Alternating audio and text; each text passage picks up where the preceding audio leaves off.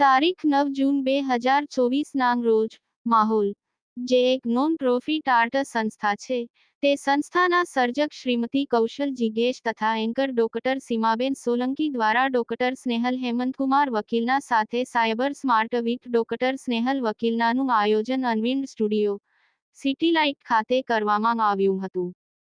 Doctor Snehal Vakilna પોતે international cyber laws, data protection act, artificial ઇન્ટેલિજન્સમાં PhD થયા છે તેમજ ઇન્ડિયન તથા ઇન્ટરનેશનલ લો એન્ફોર્સમેન્ટ એજન્સીઓમાં છેલ્લા 20 વર્ષથી મદદરૂપ થતા આવ્યા છે તેમજ તાલીમ પણ આપતા આવ્યા છે.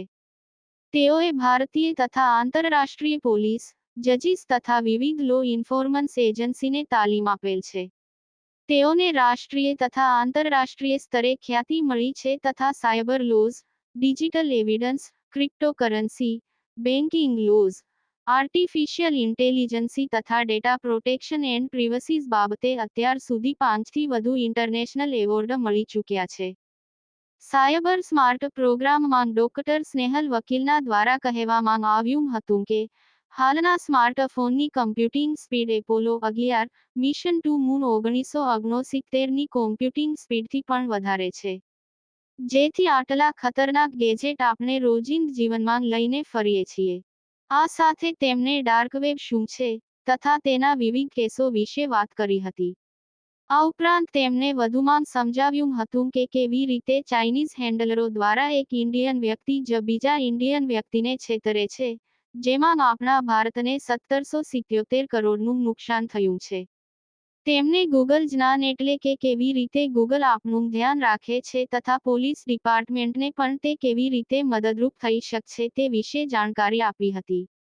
આ સાથે તેમણે સોશિયલ મીડિયા ક્રાઇમ્સ, એટલે મેડિસિન જે વેબસાઇટ ઓનલાઈન અફેરમાં તમારી પ્રાઇવસીની ખાતરી આપતી હતી, digital arrest, Chinese toy manual case, લગ્ન કરવા ઈચ્છુક યુવા યુવતીઓએ ઓનલાઈન મેટ્રિમોનિયલ પર શું ધ્યાન રાખવું જોઈએ, smart television, agent Smith virus તથા આઈટીઓ, ઇન્ટરનેટ ઓફ થિંગ્સ અને આર્ટિફિશિયલ ઇન્ટેલિજન્સના કેસીસ વિશે ઊંડાણપૂર્વક ચર્ચા કરી હતી. આટલું જ નહીં પરંતુ સાયબર મર્ડરના કેસીસો ઉપર પણ ડિસ્કશન કરવામાં આવ્યું હતું. આ બધાની સાથે ડોક્ટર સ્નેહલ હેમંતકુમાર વકીલના પોતે લોયર હોવાથી તેમણે ડિજિટલ એવિડન્સ તથા સેક્શન 65B સર્ટિફિકેટ તથા તેના કેસીસ વિષય ઉપર પણ લોકોને માર્ગદર્શન આપ્યું હતું. સ્નેપચેટ જેવી સોશિયલ મીડિયા ડિજિટલ પ્લેટફોર્મ્સ છે, આ બધા તમારી પ્રોફાઇલિંગ બનાવે છે. તમારી જે પ્રોફાઇલિંગ છે તે બને છે અને આ બધાના બેઝિસ ઉપર તમારી એક ડિજિટલ એન્ટિટી ક્રિએટ થાય છે. આ ડિજિટલ એન્ટિટી ક્રિએટ એટલે થાય છે કારણ કે તેઓ તમારી વાતો સાંભળી શકે, તેના બેઝિસ ઉપરથી તમારા કીવર્ડ્સ તેઓ લે અને આ કીવર્ડ્સના બેઝિસ ઉપર તમને advertisement in the form of popups આપે. એટલે તમે કોઈ ફરી ટ્રાય કરજો. ઘણી બધી ઇમ્પોર્ટન્ટ વસ્તુ ઓફકોર્સ તમે કરતા હશો ફોન પર, WhatsApp કોલમાં, પણ તમને થોડાક ટાઈમમાં એ જ રિલેટેડની એડવર્ટાઇઝમેન્ટ આવવાનું શરૂ થઈ જશે. So all this is because કે it is a main thing is the marketing scam. ને આ તો આપણે પરમિશન આપીએ છીએ. So they are doing our profile. એમની આખી આપણી પ્રોફાઇલિંગ થાય છે સો ધેટ આપણે અકોર્ડિંગલી માર્કેટ એ લોકો કરી શકે and we click on that pop-ups અને પછી we buy their products or become their products. એટલે this is the whole scam. એ જ મારો વન ઓફ ધ ક્વેશ્ચન્સ હતો કે આપણે જ્યારે કૌશલ મળવા ગયા હતા સ્નેહલબેન, ત્યારે તારે યાદ હોય તો કે કૌશલ એ પૂછ્યું હતું કે અત્યારે હું ને મારી ફ્રેન્ડ કંઈક વાત કરતા હોઈએ કે માલદીવ્સની વાત કરીએ છીએ અને પછી એવું ઇમિડિયેટલી કંઈક સ્ટાર્ટેડ કે માલદીવ્સની તમને એડ્સ આવવા માંડે અથવા તમે કહો કે ભાઈ મારે એડિડાસના શૂઝ લેવા છે તો સબસિક્વન્ટલી તમને સ્પોર્ટ શૂઝના અને બધાના એ આવવા માંડે. એટલે ત્યારે my question was is our phone listening to us? Is it so? અને ત્યારે તમે કંઈક સેટિંગ કૌશલ્ય ફોનમાં મને બતાવેલું, તો તમે એક જનરલ આપણા ઓડિયન્સ સાથે શેર કરી શકો કે શક્ય એવું તો થવાનું નથી કે કારણ કે આપણે તમે કીધું ને બધે જ આઈ એક્સેપ્ટ અને આઈ અગ્રી એટલે આપણે જ ફાઉન્ડ થઈ ગયા છે લીગલી બી આપણે કંઈ નહીં કરી શકીએ કારણ કે આપણે વી અગ્રી અને આપણને નથી ખબર કે આપણે શું કઈ વસ્તુને અગ્રી કરી દીધું છે ઓલરેડી અને I think we can not go back to that. પણ તમે મને તે દિવસે એકાદ સેટિંગ ચેન્જ કરાવ્યું તો તમે ઓડિયન્સ જોડે કંઈક એવા સેટિંગ શેર કરી શકો કે we can lesson the things કે તમે ત્યારે જ એક સેટિંગ બંધ કરાવ્યું ને તમે કીધું હતું કે આ નેક્સ્ટ ટાઈમ નહીં થશે. બ્રાઉઝરમાં આઈ થિંક આપણે કોઈ સેટિંગ ચેન્જ કર્યું હતું કે don't allow your microphone to, એટલે આપણે છે ને હવે તમે કીધું કે આળસુ થતા જઈએ છે, કારણ કે આપણે ગૂગલ પર બી કંઈક કરવું હોય ને તો વી ડોન્ટ ટાઈપ, આપણે પેલું માઇક યુઝ કરીએ કે please find this, hey Siri do this, I usually use Siri, અને ગૂગલમાં આપણે કે કશે બી મારે શોધવું હોય તો આઈ યુઝ ધ માઇક, કે હું ટાઈપ નહીં કરું. તો is it that is listening to us અથવા એ સેટિંગ કે કયા સેટિંગ થી આપણે એ વસ્તુ ઓછું કરી શકીએ? મેમ આપણે જેટલું ટેકનોલોજી ઉપર ડિપેન્ડન્ટ થશું ને એટલું ટેકનોલોજી આપણે વધારે ડિપેન્ડન્ટ કરાવશે પોતાની ઉપર. It's not only your browser, it's like everything. અત્યારે તમારું talking about television, very easy, YouTube, everything.